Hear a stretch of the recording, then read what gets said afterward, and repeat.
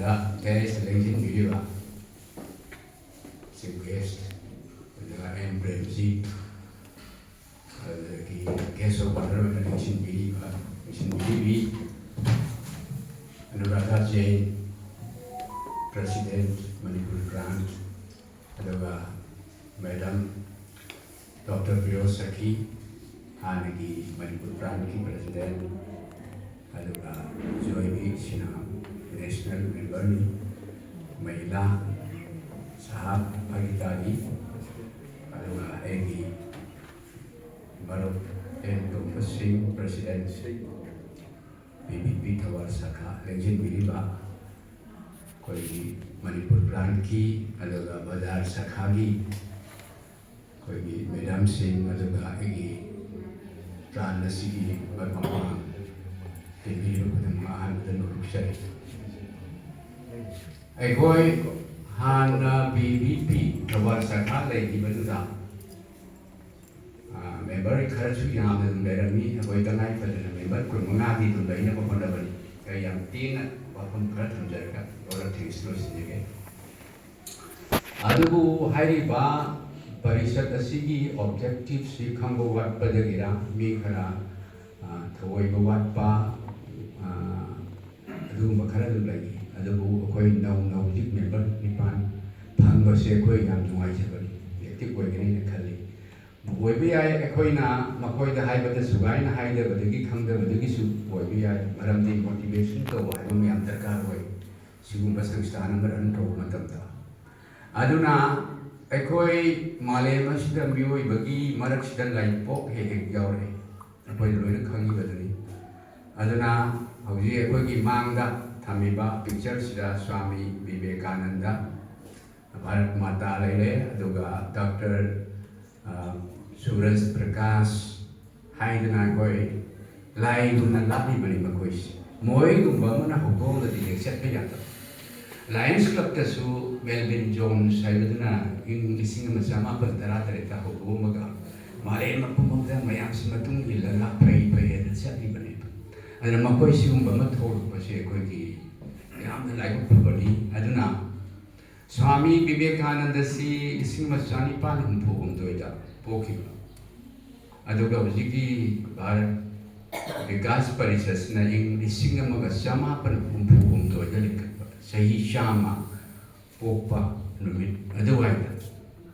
अदुवाइदा तौगिबा अदुना हयेंग से स्वामी विवेकानंद की मपोक नुमित 12 जनवरी से अदुना एकोय हाइबा सूरज प्रकाश सी एकोय यामना निंगबा याय नुसिबा याय आंसी इन 1920 दा पोगा 1991 दा लैगिदबने सही उमरामा थोइसरपदा मासी आनबदा गुरुदासपुर रायबदा पोको जानी अदगे कोई इंडिया की पार्टीशन तौरगा मासी पाकिस्तान की सरकार मुदल लेरु जानी आनबदा पाकिस्तान दे लेरंबा हिंदू मयाम से माना इंडिया रोंदा हान सुमे यावरे सम तक्थोरक जानीदा चक्रो वदन मोय ग्रुप बना लेबाक निंबा कांबु मना अदगी चक्रो है इंथोरिक पसिदसु अखोगी इंडिया सी यौथेंगे हातोकी बयाम याव जान अखोगी हिंदू है बतारे मतदुदा हिंदू मुस्लिम ने कनगी ओय बदिना अदो मा याकन होनगी ऑनदम द मोय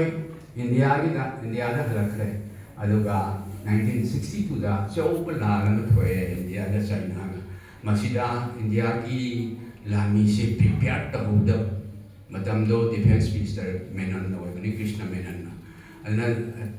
थौराम तहुदा भाई बतारे तोंगनाय खुमु फाव लेके है सिन मतमदो नोंगै दि लाइरदना अदु माइना तोबा सिचुएशन द जाम साथीना माइथी बसिदगी हाइबा सूरज प्रकाश सिना वकन से खनबा होरेबा अखोय इंडिया से सेंगतबा खनन हंदबा यारो अदना अवाही अमरोंद पैरेलल गवर्नमेंट हाइदारे सरकार खतन तौरगा यापोंदी अखोय माइकೈ दि सुखर फोते यापोंदी अन सिटीजन्स काउंसिल लाइबा मान लिखले हंद अदु कोंदम जो ममिन हौजिकी भारत विकास परिषद 1963 दा वोन गिबन अदगी मान तौरपसी मासी डॉक्टर मनी 1943 दा एमबीबीएस पास कर पुयबा अदु मतम खरा मा क्लिनिक का रन तौरमे अदुदगी सेवा याम तौरमे थबक याम तौरमे सेंगत छगले 1991दा नेशनल कन्फरेंस में सिंह जानी जयपुर लाइन लांगदी जयपुर सिंह मसिदा मासी माय हमकन नारे मतलब 1991 सीरी में